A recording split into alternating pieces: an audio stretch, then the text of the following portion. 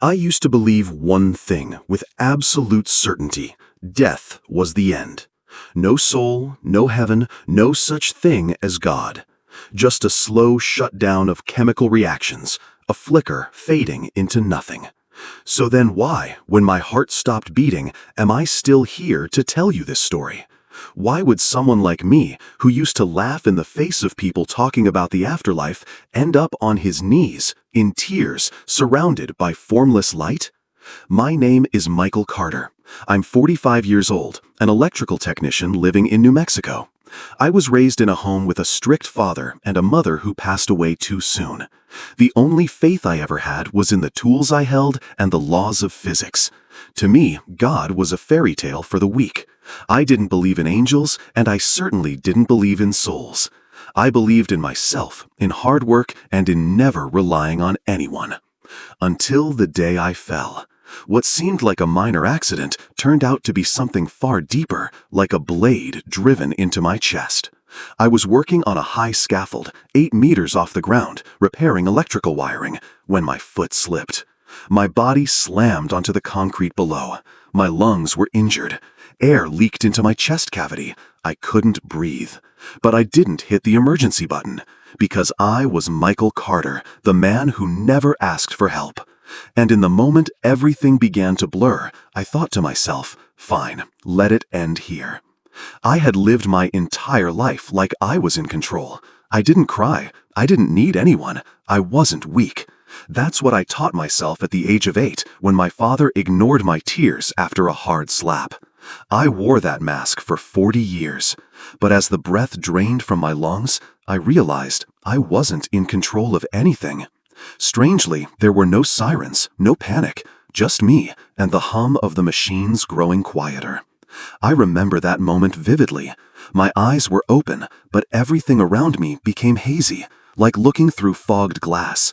My heartbeat slowed. Once more. Then, nothing. Or so I thought, because something happened that I never would have dared imagine. I didn't disappear. I started to see more clearly than ever before. What do you think happens when an atheist dies and finds out he was wrong? Have you ever seen yourself from the outside, not through a mirror, not through a camera, but from a higher vantage point where you appear as a stranger, just a body among objects? I was once certain the soul was nothing more than a fantasy. But the moment I died, the first thing I felt wasn't the end. It was a separation, a gentle tug, like being pulled out from the thick skin of identity. And then I was floating near the ceiling of the emergency room, looking down at my own lifeless body. The overhead light was dim, the voices of the doctors were distant, and everything moved in slow motion. Yet I was sharply, undeniably aware. I had no feet, no hands, yet I had consciousness. There was no pain anymore, no fear either. What shocked me wasn't death itself, but the overwhelming sense of freedom. A freedom I had never known. Freedom from gravity, from flesh, from labels. I was no longer Michael, the cold, guarded, self-reliant electrician. I was a stream of thinking, feeling light, and I knew it hadn't ceased to exist. That's when I started to hear things no one had spoken. The thoughts of the doctor, the nurse. The assistant was standing quietly in the corner. I could feel their urgency, their concern, and even a quiet sadness from someone I had never met. The boundaries between us had dissolved. There was no longer a separate me, only connection, weightless and deep, as if each mind were a drop of water in the same ocean of awareness. And then I saw the light. Not the kind you flip on with a switch. It wasn't blinding or harsh, but it made every part of my awareness vibrate. It didn't come from any particular direction. It was everywhere and nowhere at once. This light didn't just illuminate, it invited, gently, patiently, without pressure. And I, who had never believed in anything beyond logic, found myself drawn to it, helpless to resist. The closer I moved toward the light, the more I felt the layers within me begin to peel away. The layer of anger, the layer of pride, the layer of I know everything. They dissolved like dust being washed away by a heavy rain. I realized I had lived far too long in a suit of armor. But now I was exposed not in shame, not in fear, but light as a leaf falling in its right season. What struck me as strange was this: I didn't want to go back. Not because I hated my old life, but because I could feel undeniably that this was where I belonged. A place where nothing needed to be proven, defended, or faked. I began to forget the concept of time, of days and bodies and burdens. And then something happened that made me pause. A voice. It didn't speak in sound, but resonated through my being like a ripple in still water. A message, clear and silent, entered the very core of me. You are not ready to see everything, but you are beginning to remember. Remember what? Who am I, if not Michael? Have you ever asked yourself, if you had no name and no past, what would be left of you? Let me tell you about the moment I was brought into a realm of pure light, a place without division, where questions didn't need answers because they were answered by presence itself. And there, I began to see my life unfold, every detail, every decision, every wound, but through eyes that no longer judged. And that's when I finally understood. The truth had never looked like what I once believed. I was led into a space unlike anything that exists on Earth. There were no shapes, no walls, only pure light enveloping everything. But the wonder wasn't in the scenery, it was in the awareness. I no longer felt like I was seeing, but rather remembering. Not with my brain, but with something deeper, something I can only describe as the memory of the soul. And then the images began to appear, as if my entire life were being replayed in slow motion. But these weren't the moments I'd be proud to showcase. They weren't the times I got promotions or received praise from coworkers. What I saw first was the time I lied to my mother to avoid a responsibility, and the look on her face when she found out I never visited her in the hospital. I saw the hurt in my ex-girlfriend's eyes as I walked out in anger without a word. I saw the disappointment in a colleague's face when I humiliated them just to protect my pride. Every detail, every word, every glance came back in vivid, startling clarity.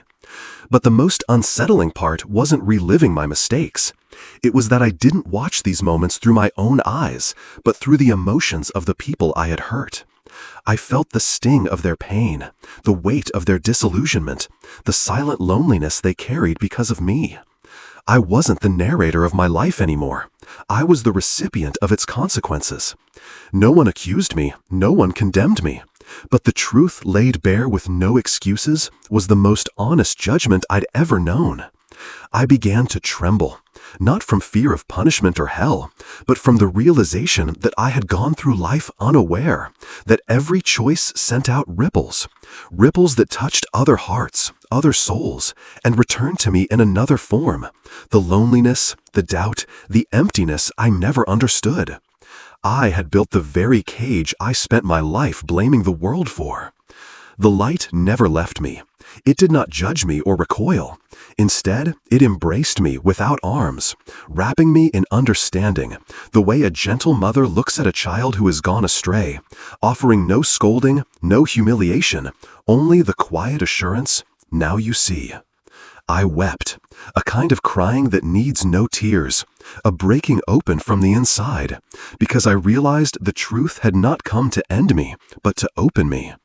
Every act, no matter how small, leaves a trace. Each time I chose anger over empathy, coldness over curiosity. Then a question rose from the depths of that radiance. If you could live again, would you live differently? Before I could answer, another image appeared, my father's face. Not a memory, but his soul was waiting for me in the next space. If you have spent your life avoiding someone and then stand before them in a realm where there is no lie to hide behind and no mask to wear, what will you do? The next space did not open before me, it flowed into me. A wave of emotion spread gently yet powerfully, as if a part of me had always known this moment was coming, but never dared to touch it. Then he appeared, not the harsh figure I carried in memory, the stern man with steel-cold eyes, but a clear presence without a fixed shape. I knew it was my father. No one spoke, no one introduced him, yet every strand of awareness inside me hummed like a somber symphony cut short. I wanted to turn away. My soul trembled like the child who once hid behind a door during his outbursts. I had spent a lifetime resenting him, telling myself I was fine without his love. I had sworn that even if there were an afterlife, I would avoid him forever. Here, though, there was nowhere to hide. No lies, no armor, no walls. We faced each other in silence, and the memories rushed in. The times he shouted over a math problem, the slaps that came without warning, the dinners eaten in icy quiet. I once believed he was the reason I rejected God. If a father on earth could not love his child, why trust any father in heaven? Then he spoke, not in human words, but in a language only the soul understands. Every phrase touched me like warm water washing dust from old wounds. He said he had been afraid of not being good enough, afraid of failing the role he never learned how to play. He apologized, not because he was cruel, but because he had once been a child who was never taught how to love. Then he said something that shattered me completely. "You must forgive the part of me that lives in you." I understood in that moment. Forgiveness is not erasing the pain. It is accepting that we were both wounded. I am not a weak child. I am strong enough to sever the chain of hurt passed down through generations. And he is no longer the domineering father of my memories. He is simply a soul searching for the way back to himself. I moved toward him, not with feet, but with intention, and we embraced. There were no bodies, yet I felt a clear merging of our beings. In that instant, I forgave, without conditions or promises that life would have been different had we done things another way. I forgave because I was weary of holding myself rigid. Forgiveness did not weaken me, it set me free. As my father dissolved into the light, a lifelong emptiness was filled for the first time, not by someone else's presence, but by my return to my own heart. I no longer needed him to apologize again. I only needed to know he had once been a child as well. But my journey was not finished. Something else awaited me, a decision, a turning point, a final question my soul had yet to answer. Would I stay or would I return? In the next moment, I faced the choice between eternal peace and a world still tangled in turmoil, and I chose the path my earthly self never imagined I would choose. I had nothing left to hide from, no unnamed pain, no one to resent, nothing to cling to. It felt as if I had dissolved into a field of light without borders, a gentle merging where everything I once called separate no longer was. I was no longer Michael, the stubborn electrician. I was simply a current within an immense, accepting light. In that stillness, a question rose inside me, as though it had waited forever to be spoken. Do you want to go back? I had already died. I had come so far. I had forgiven, understood, and remembered my essence, light, freedom, and untethered. Why return to an aching body, a chaotic life, old wounds, and duties no one imposed except myself? Then something astonishing happened. I saw a future, not a vague prediction, but vivid scenes that took my breath away. I saw my daughter's face, her eyes waiting. I saw a man myself, standing before students sharing his story, not to prove anything, but to reach hearts. I saw that same man no longer repairing circuits, but planting light in weary souls, not through preaching, but through a quiet presence. I understood I could stay, and no punishment would follow. Yet if I returned, I could become a bridge, uniting two realms people believe are separate, logic and spirit, pain and healing, anger and love, the man I had been and the one I could become. No force compelled me, no sermon, no angelic command, only a choice as pure as the light itself. I chose to go back, not from duty or fear, but from love. Love not given by another, but waiting to flow through me once more, even if only once more. The moment I decided, the light softened, not fading, but drawing back as if the universe nodded in agreement. I felt the weight of my body, exhausted yet familiar. Machines beeped, voices called my name. My eyes opened, and I was back. I was no longer the man who lived to deny. I was the one who had stepped through an unnamed door, carrying a truth that needs no belief, yet deserves to be heard. So, what happened after I awoke?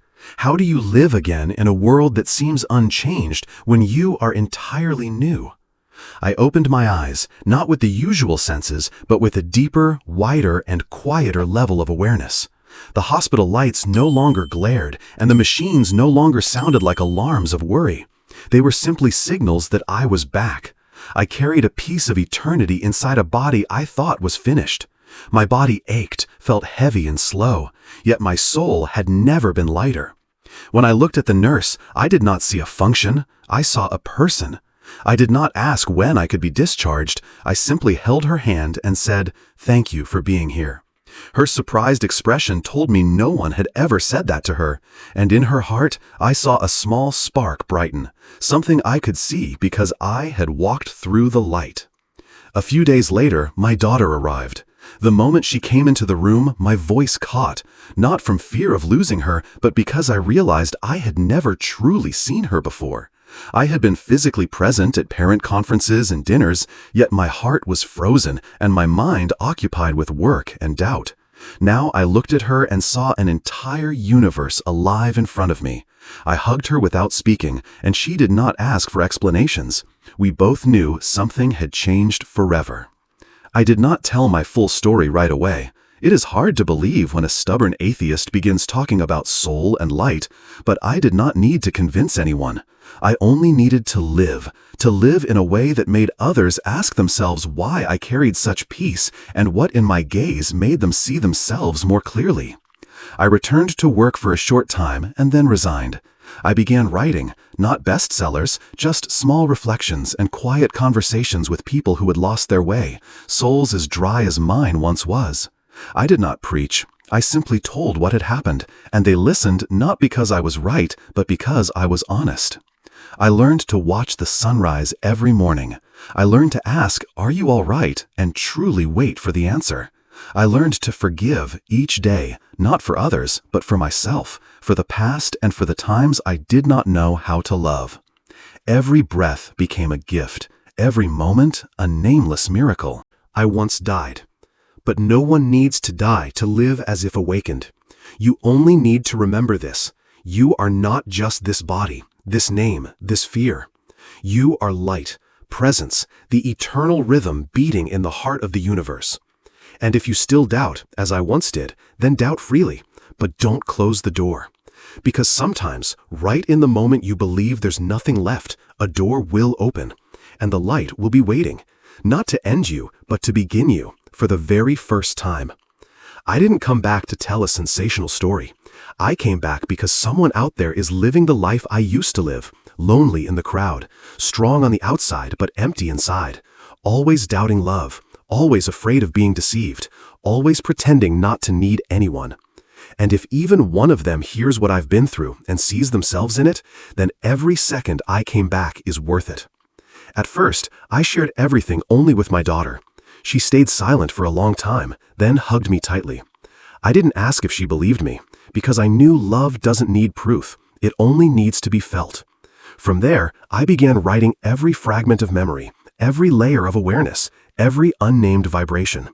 I shared it with small groups of people who had lost loved ones, people who had near-death experiences, and people the world had labeled delusional. I am not a preacher. I don't stand on a stage with a booming voice. I simply sit in a circle, look people in the eyes, and say, "I understand.